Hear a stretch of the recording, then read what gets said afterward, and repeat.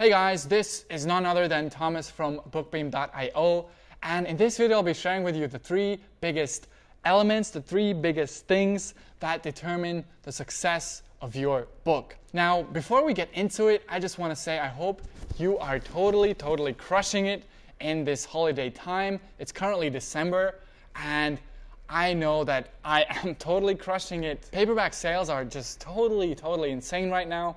And really hope you're just able to take advantage of that, because this general time of holidays is just fantastic to be in any time of e-commerce, and especially so with self-publishing.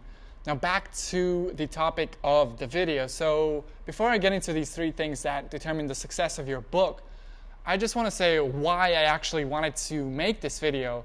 And the biggest reason is because it's just about clarity. I remember when I was getting started, the landscape, the self-publishing landscape was very different. Like, things were very new. Everything was kind of wild west. Nothing was certain. The information that was out there for free, like this was very minimal. There was not much out there. And the information that was out there was in courses, but the thing is, different people were sharing very different information, and there was no clarity about what is really critical to, to success in self-publishing. What is really important? What actually makes things work? And what is just kind of extra things that you can do that maybe will help you a little bit. We'll give you those few percentage points towards being successful. As an example, I can mention is the importance of keywords. It is paramount. Keywords on Amazon, anything you're doing on Amazon, keyword optimization is super important. And this wasn't stressed when I was getting started, and it wasn't really clear for me and everybody else. And so success, like why sometimes some books, some products were doing super well, was kind of a mystery. And so this is why I have made this video for you, just so you can get clarity in your mind. And with that clarity, what you can do, you can make, super good, very good decisions, and, eventually create more and more success for yourself. And another thing, really quick, guys, one thing I haven't included in this list that I really want you to know is having a high quality book. Why I didn't include it? Because I assumed that goes without saying. That's kind of, it's not even debatable. You know it by now. You have high quality books with no typos, with good content that satisfies your readers, and a great attractive cover that draws your readers in. All right, guys, so with all of that said, let's jump right in. Number one is niche. It's all about niche. You've probably heard me say it many times before. You've probably heard other guys say this, other people in this space. Niche is super critical, because anything you're doing within Amazon, and that's probably where most of your sales will be coming from, whether you like it or not. That's just how it will be. Anything you're doing on Amazon is driven by demand that's already out there, demand that already exists. You're not going to be creating this demand by having some sort of unknown product, unknown book with keywords that nobody is really searching for. That's just not going to happen. Creating demand is incredibly expensive. So what you're doing, you're just catering to demand that's already out there.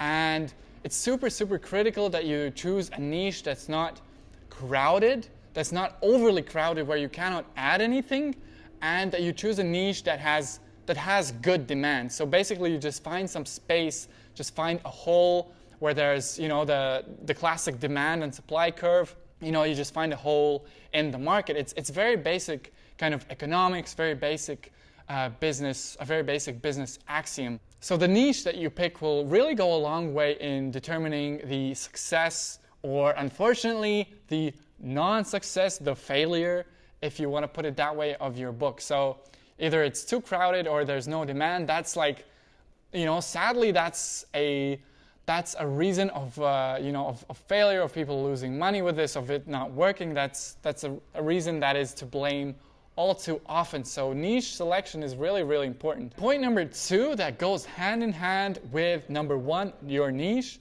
is timing. So, and this is something that not that many people talk about. So timing is very important. So So the ideal timing to publish your book is when that trend, that trend which is that niche, is growing. It's ideally you're in that growing phase, or at least when it's expanded and it's still being populated with different books. So there's three basic kind of parts of a trend: when it's growing, it's in its plateau / maintenance phase, or it's dying. So the ideal place to be is when it's growing. When it's kind of in its plateau / maintenance phase, it's still all right, depending on how many other competitors there are out there right now. And the worst place by far where to be is when the trend is dying. That means there's a lot of books out there already on the topic, but the people who are interested in this topic are less and less and less. So it's just a totally failing proposition, and don't go for it. Now, a quick tip on finding these growing niches is look for, it's all in the rankings, and it's all in the number of competitors.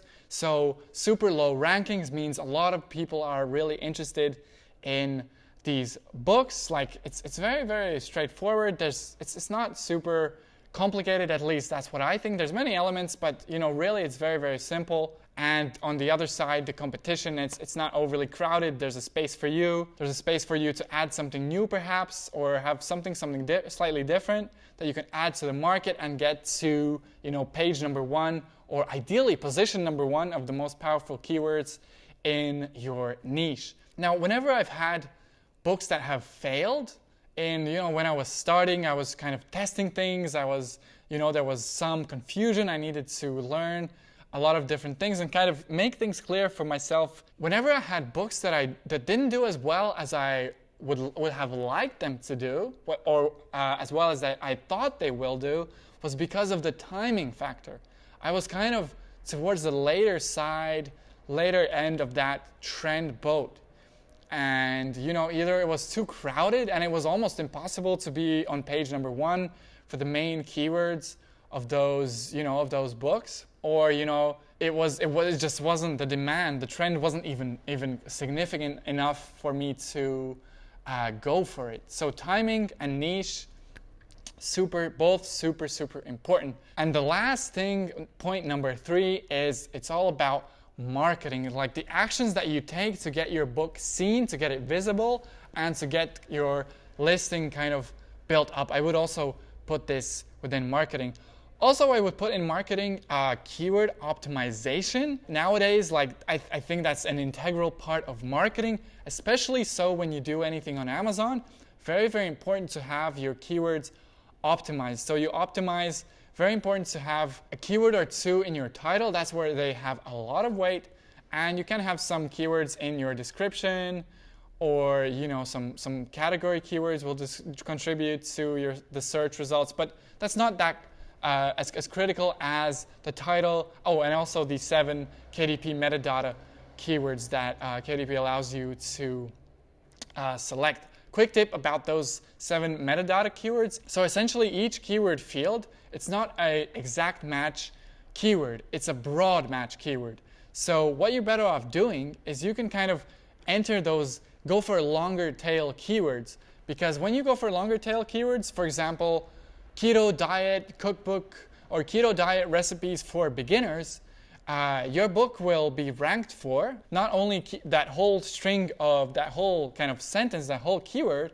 Your book will also be ranked for keto diet book, keto diet, or just keto. So your book will be ranked for each of those separate words, and ranked also for a combination of any of the words in your in that field. I hope that makes sense. I know that wasn't the clearest explanation in the world.